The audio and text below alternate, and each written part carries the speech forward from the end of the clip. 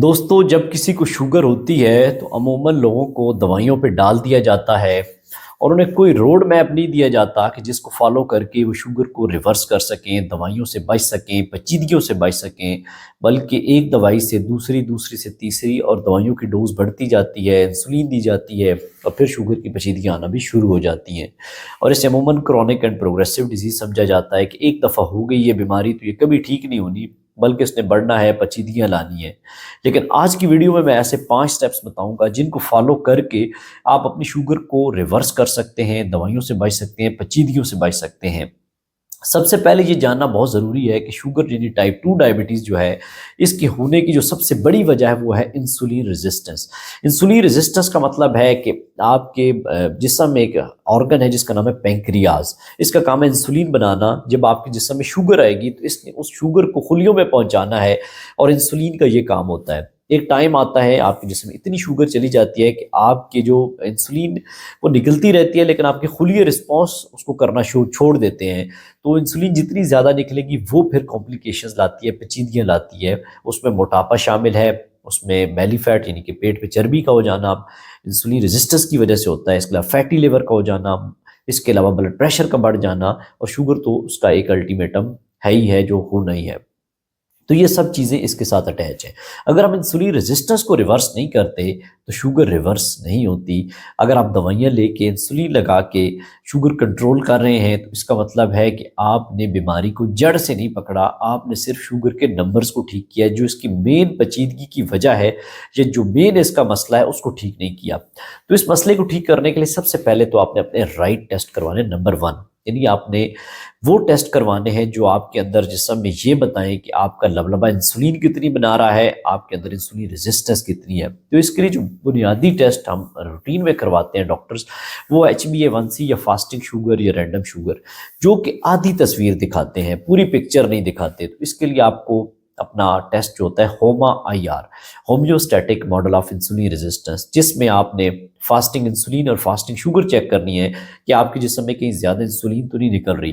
दूसरा टेस्ट है fasting C peptide, जो ये बताता है कि आपके लबलबा सही इंसुलिन बना भी रहा है कि नहीं बना रहा। इन टेस्टों से इवन आप जो इंसुलिन का टेस्ट है इससे ये भी अंदाज़ा लगा सकते हैं कि आपको आज से कुछ 6 महीने 10 साल बाद कोई शुगर हो तो नहीं जानी। इंसुलिन रेजिस्टेंस कई लोगों में कई सालों पहले चल रही होती है, लेकिन शुगर जो अपीयर होती है टेस्टों में वो बहुत लेट होती है। तो आप अपनी बीमारी को बहुत पहले डिटेक्ट कर सकते हैं और उसका इलाज मुआवजा करने से आप शुगर से कई दूर जा सकते हैं, लेकिन ये टेस्ट कोई करवाता ही नहीं है। दूसरे नंबर पे शामिल है आपकी स्ट्रेंथ ट्रेनिंग, यानी कि हमारे यहाँ लोग ज़्यादा वॉक पे फोकस करते हैं, चलते रहते हैं, वो भी एक अच्छी चीज़ है, सेहत के लिए बहुत ज़रूरी है। स्ट्रेंथ ट्रेनिंग पे कोई फोकस नहीं करता। आपको अपने मसल बिल्ड करने पे फोकस करना चाहिए। बेसिकली आपकी शुगर को जज़ब होने का जो गढ़ है, जहाँ जानी है वो पट्ठे हैं। अगर आपके पट्ठे मजबूत होंगे तो शुगर का कंट्रोल बहुत अच्छा हो जाएगा। इसके लिए आप घर पे पुशअप्स कर सकते हैं, उठक बैठक जिसे स्क्वाट्स कहते हैं ये कर सकते हैं, रेजिस्टेंस बैंड वाली कुछ वर्जिशें वो कर सकते हैं, डंबल्स की लाइट वर्जिशें कर सकते हैं, या फिर अगर आपके आसपास कोई जिम की ऑप्शन है तो वहाँ ट्रेनर से हेल्प लेके आप एक्सरसाइजेस कर सकते हैं जो पट्ठे को मजबूत करें।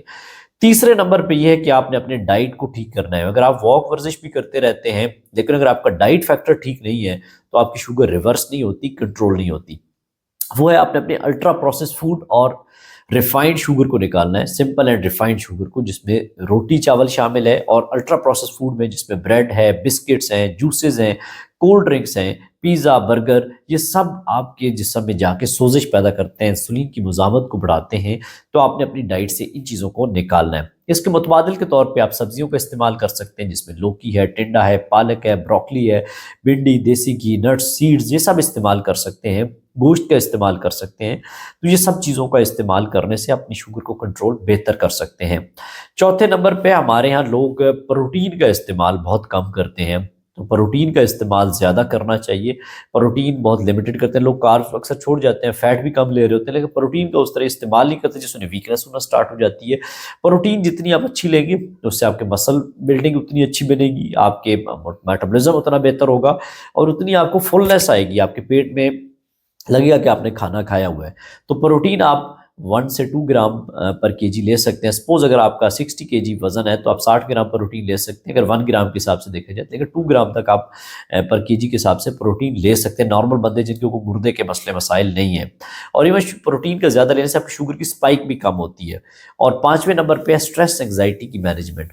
तो आप अपनी स्ट्रेस को मैनेज करें, एंग्जाइटी को मैनेज करें, नींद का ख्याल रखें, कम से कम 7-8 घंटे अपनी नींद को पूरा करें, बिला वजह की स्ट्रेस एंग्जाइटी पैनिक अटैक्स को कम करें। इसके लिए डीप ब्रीदिंग एक्सरसाइजेज कर सकते हैं, योगा कर सकते हैं, मेडिटेशन कर सकते हैं, और पानी का इस्तेमाल ज़्यादा करें ताकि आपकी शुगर रिवर्सल की तरफ जाए। इन 5 स्टेप्स को आप फॉलो करते हैं तो आपकी शुगर रिवर्सल की तरफ जा सकती है, आप अपने आप को शुगर की पेचीदगियों से बचा सकते हैं। मजीद जो डाइट प्लान की डिटेल वीडियो है वो ऑलरेडी मेरे यूट्यूब चैनल पर मौजूद है, उसे आप देख सकते हैं।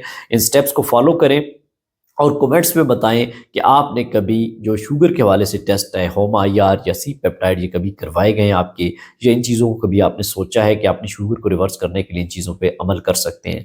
तो दोस्तों, इस वीडियो को ज़्यादा से ज़्यादा लोगों तक शेयर करें ताकि वो अपनी शुगर को रिवर्स कर सकें, और जो पाकिस्तान में इस टाइम शुगर का तूफ़ान आया हुआ है इसको हम रोक सकें, और जितने लोगों को ये मालूमात पहुँचेगी वो इतना इस पर अमल कर सकेंगे। और मेरे फेसबुक पेज को लाजमी फॉलो करें और यूट्यूब चैनल को सब्सक्राइब करें ताकि बर वक्त मालूमात आप तक पहुँच सकें। अल्लाह हाफिज़।